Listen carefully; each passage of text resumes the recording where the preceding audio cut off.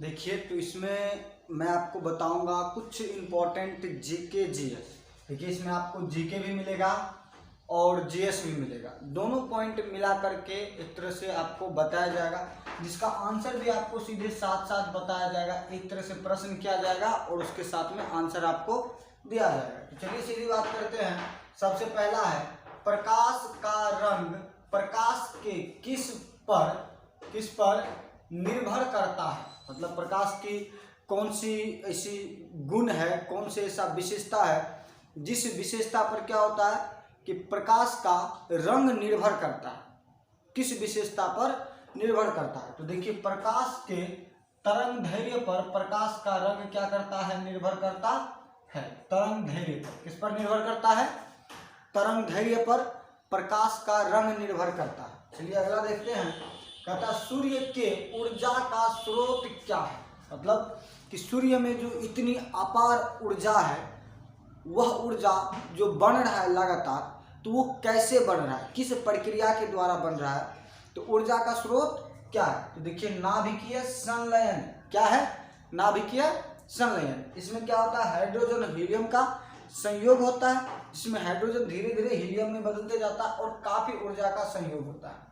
चलिए आगे देखते हैं। कहता पृथ्वी के वातावरण में ऑक्सीजन और नाइट्रोजन, इन दोनों को मिला करके टोटल कितना प्रतिशत हो जाता है गैस की मात्रा। तो देखिए 99% हो जाता है।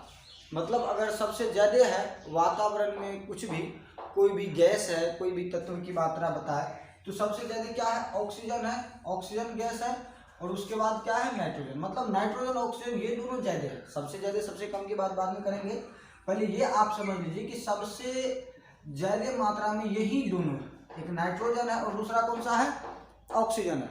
और इन दोनों को मिला दिया जाए तो कितना हो जाता है, 99% हो जाता है, और बाकी 1% में अन्य गैस आ जाते हैं। ठीक ना। अब आगे देखिए CO2 गैस। मतलब CO2 गैस में, CO2 गैस को अगर चूना पानी में मिलाया जाता है तो चूना पानी का रंग क्या होता है, कैसा हो जाता है।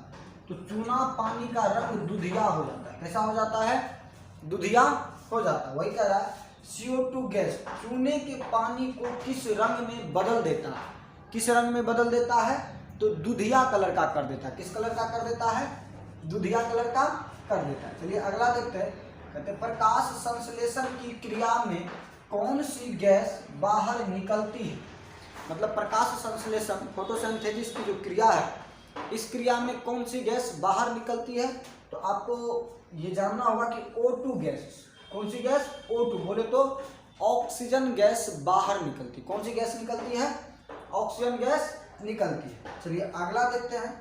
आगे कहता है 7 पर्वतों का नगर किसे कहा जाता है, किसे कहा जाता है। देखिए 7 पर्वतों का नगर रोम को कहा जाता है। किसे कहा जाता है, रोम को कहा जाता है। मतलब सीधा इसमें आपको क्वेश्चन आंसर करवाना है, क्वेश्चन आंसर करना है। आपको क्वेश्चन पढ़ना, उसका आंसर पढ़ना, और बाहरी चीजों को ज्यादा नोटिस में नहीं करना। चलिए तो देखिए क्या है कि 7 पर्वतों का नगर किसे कहा जाता है, तो रोम को कहा जाता है। किसको कहा जाता है, रोम को कहा जाता है। अगला देखिए, अगला करता है पृथ्वी के सबसे निकट का मंडल कौन सा है। मतलब पृथ्वी का जो ऊपर जो ये वायुमंडल है, उससे ऊपर मंडल है, उससे ऊपर मंडल है। तो देखिए सबसे निकट का मंडल आपका क्षोभ मंडल है। कौन सा मंडल है, क्षोभ मंडल है। देखिए तो पृथ्वी के सबसे निकट का मंडल कौन सा मंडल है, क्षोभ मंडल है। चलिए आगे देखते हैं।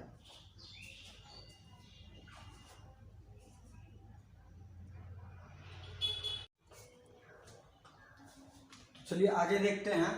आगे कहता है पौधों के लिए सबसे अच्छा उर्वरक कौन सा होता है। तो पौधों के लिए सबसे अच्छा उर्वरक कंपोस्ट होता है। क्या होता है, कंपोस्ट पौधों के लिए सबसे अच्छा उर्वरक होता है। चलिए अगला देखते हैं। कहता है पेट्रोलियम किस प्रकार के चट्टानों से पाया जाता है। मतलब पेट्रोलियम किस प्रकार के चट्टानों में पाया जाता है, किस प्रकार के चट्टानों से पाया जाता है। तो अवसादी चट्टानों से पेट्रोलियम प्राप्त किया जाता है, पाया जाता है। नेक्स्ट क्वेश्चन है गुब्बारों को उड़ाने के लिए काम में लाई जाने वाली गैस है। तो गुब्बारों को उड़ाने के लिए काम में लाई जाने वाली गैस कौन सी है? तो वो हीलियम गैस। कौन सा गैस है? हीलियम गैस है। गुब्बारों को उड़ाने के लिए काम में लाया जाता है। अगला क्वेश्चन देखिए, डीडीटी का उपयोग किस रूप में किया जाता है? तो डीडीटी का उपयोग कीटनाशक के रूप में किया जाता है।